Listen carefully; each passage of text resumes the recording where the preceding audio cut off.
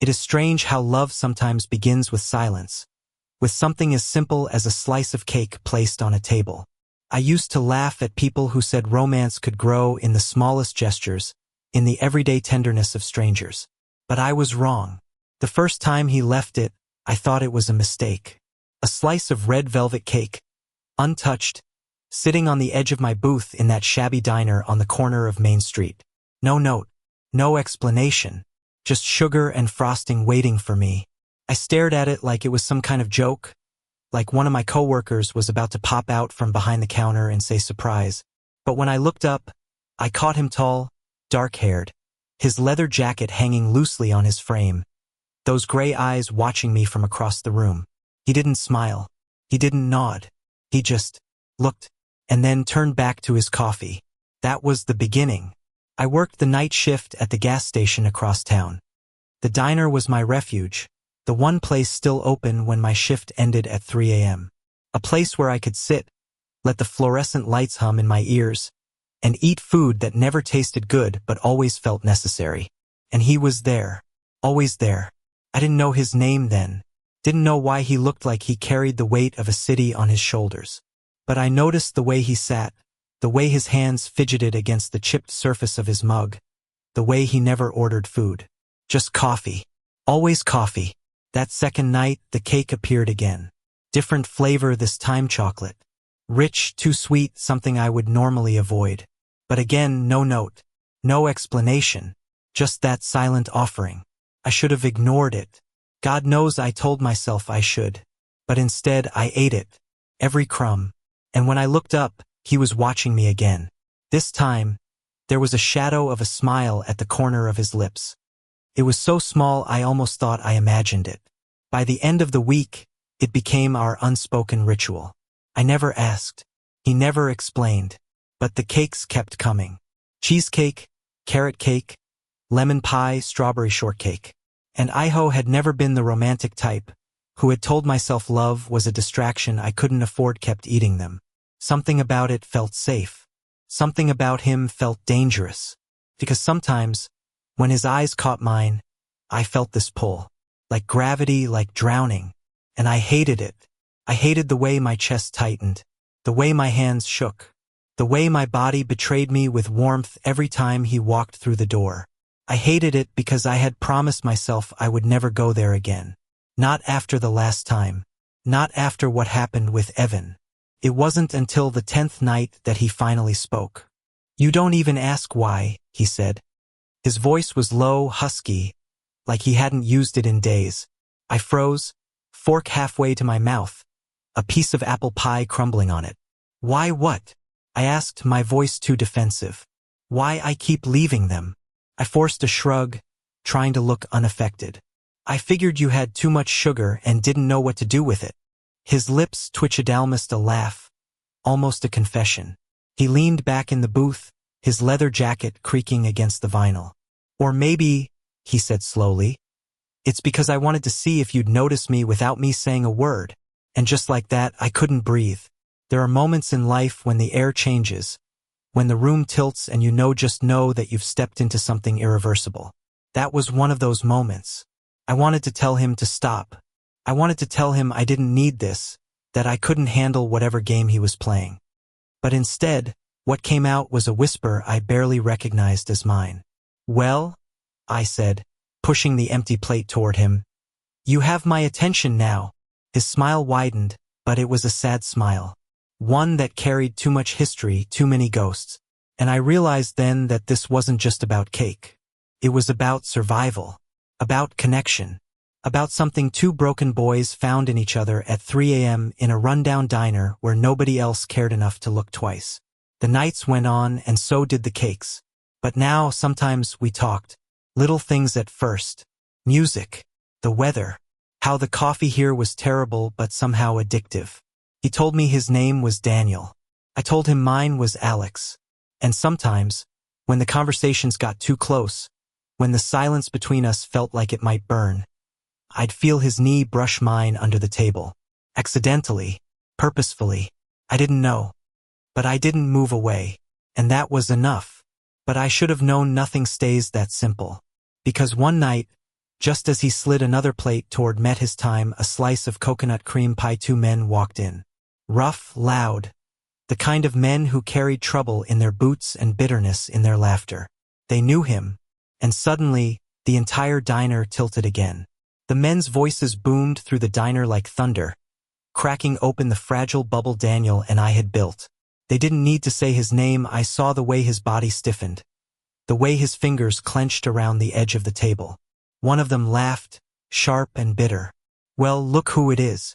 Thought you could disappear, Danny boy?" Danny boy. My chest tightened. Daniel didn't look at them. He didn't flinch, didn't meet their eyes. He just sat there, his jaw locked, staring at the plate of pie like it could shield him from everything. And a stupid, reckless, heart already tangled eye couldn't stay quiet. "Is there a problem here?" I asked, my voice harder than I expected. Both men turned to me, sizing me up like I was just another annoyance in their night. One smirked. "Cute. You his new puppy." Daniel's hand brushed against mine under the table, quick, desperate. "Don't," he whispered. But it was too late. The men didn't throw punches, not then. They tossed a few insults, spit on the floor, and left with the promise of seeing Daniel again soon. But the damage was already done. I stared at him across the table, at the weight in his eyes, at the way his entire frame seemed smaller now, as if those two shadows had sucked the air out of him. "You gonna tell me what that was about?" I asked. He hesitated, then whispered, "Not tonight." But I couldn't let it go. Not after weeks of silence broken only by cake. Not after the way he had looked at me, the way his knee pressed against mine like it meant something. "Daniel," I said firmly, "if you want me to keep sitting here, keep eating your damn cakes, then you have to trust me. Tell me." He did, piece by piece, like peeling away scabs that never healed right. He told me about the debts, about the wrong people he owed, about running, hiding, trying to disappear into coffee and silence. And he told me about loneliness, about how he watched me in that booth night after night, exhausted from my shifts, shoulders slumped under a life too heavy. How he thought maybe I was just as lost as he was. "That's why the cakes," he admitted, his voice breaking. "It was the only way I knew how to reach for someone without asking too much." I didn't speak for a long time. My throat was tight, my eyes burning. Finally, I slid the plate toward him. "Then maybe it's my turn," I said softly. "Maybe it's my turn to leave something for you." From then on, it wasn't just him leaving cakes. I started bringing them too. Sometimes cookies from the gas station. Sometimes pies I'd saved up to buy. It was clumsy, unbalanced, but it was mine. A way of saying I see you. I'm not leaving. We built something fragile, something that felt stolen from the world around us. Nights filled with laughter that started hesitant but grew louder. Quiet touches under the table, lingering longer each time.